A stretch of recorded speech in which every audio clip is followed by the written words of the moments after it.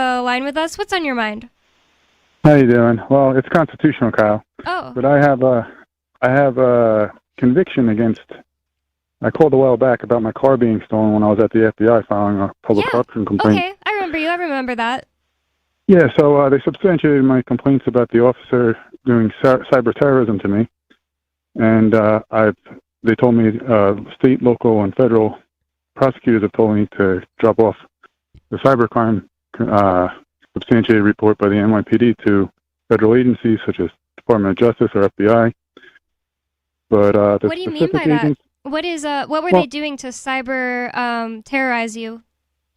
So they send all my emails and phone calls and text and all that through a proxy, and they decide who I get to talk to. So I have to give this information to prosecutors in person.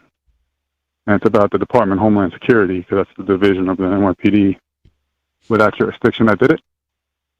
So when I go down to the FBI building, contractors for the Department of Homeland Security will not allow me in the building to give evidence. Huh.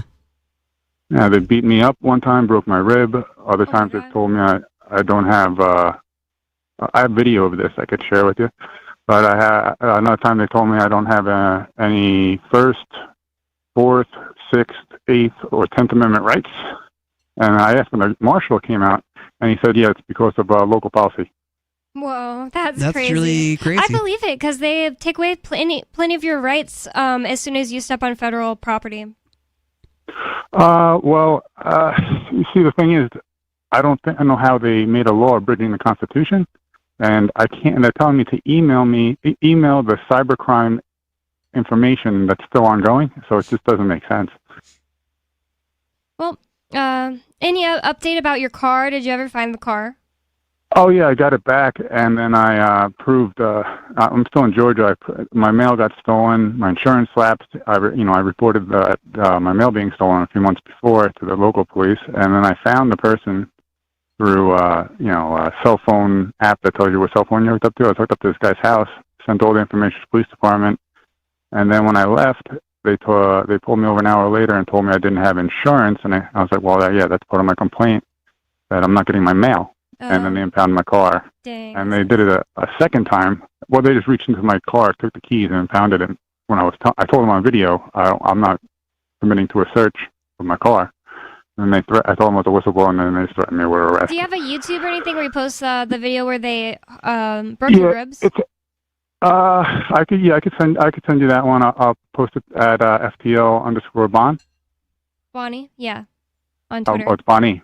Yep. On Twitter? Yeah. My Twitter is at Sasquatch Sounds. Oh, okay. And because it's not it's apparently it's a mythical thing that's happening to me, and it's not real. I even made a short documentary that's called Live Fictional Movie, in parentheses, I Want to Kill the President. And the Secret Service came and talked to me. Whoa. And I told them what was going on. And they didn't arrest me because they kind of knew it was true because of the substantiated reports for the NYPD. Huh. Isn't that amazing? That's crazy. Well, thank you for the call. Thank you for the update. You can call in with any other updates if you get more updates about your process of complaining about that. It's interesting. Yeah, that sounds crazy. I did not catch the first time he called in. It was like over a year ago. Oh, so it was a long time ago. Oh, Yeah, I was under the impression it would just been a while. happened. I wouldn't remember that call. I mean, I listened to all of Free Talk Live episodes. Right, yeah.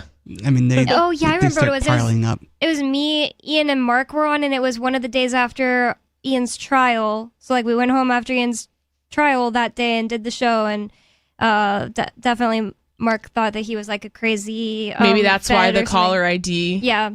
Somebody, whoever did the show, named him Crazy Kyle in here. Oh, I'm sorry about that. I'll call you Kyle next time. Constitutional Kyle? Yeah, Constitutional Kyle or something like that. And then I'll just start saying Crazy Sarah, Crazy Ricky, and everybody else can be crazy. Anyways, Crazy Riley. Crazy Riley. Has a good ring to it, you know what I mean? Sounds like an old Western cowboy bad guy or something. Right. Crazy Riley's in town. That's funny. So we're going to go back to this AP